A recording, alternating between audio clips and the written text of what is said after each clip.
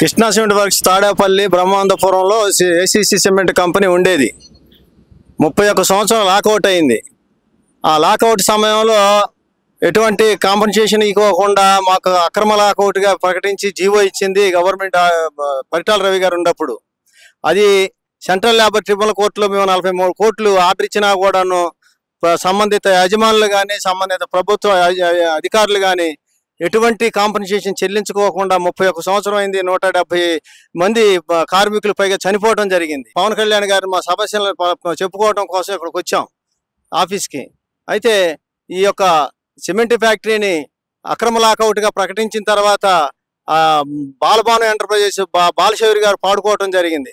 పాడుకున్న తర్వాత దాంట్లో అప్పులతో సహా పాడుకొచ్చి మాకు ఎటువంటి కాంపన్సేషన్ ఇవ్వకుండా బాలభవన్ ఎంటర్ప్రైజెస్ బాలశౌరి గారు అట్లా తప్పుకున్నాడు. ఇప్పుడు 31 సంవత్సరం అయింది.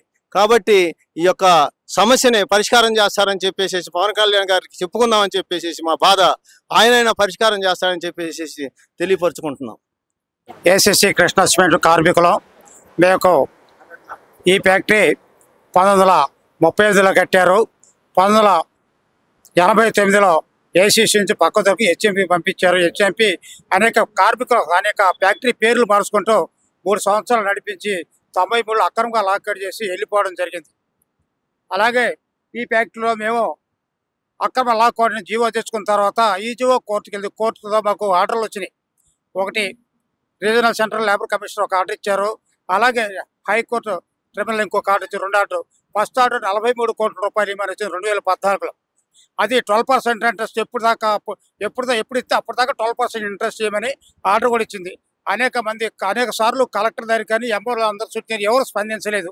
అలాగే యాజమాన్లు కూడా స్పందించలేదు. మరి ఇప్పటికే 150 మంది కార్మికులు చనిపోయారు. అందరూ 60 సంవత్సరాలు దాటిన వాళ్ళమే. ఎప్పుడు ఏమవుతుందో తెలియదు. మానసికంగాను నిద్రలో చనిపోతున్నారు జనం. తెల్లారితే ఎవరు ఉంటారు, ఎవరు పోతారు. కాబట్టి మా ఎందుకు తెలిసి పవన్ కళ్యాణ్ గారు మా సమస్య పరిష్కారం చేయాల్సిగా కోరుతూ ఇక్కడికి సుమారు 30 మంది దాకా వచ్చి మా ఎందుకు తెలిసి మా సమస్య కోరుతూ సెలవు తీసుకుంటాం.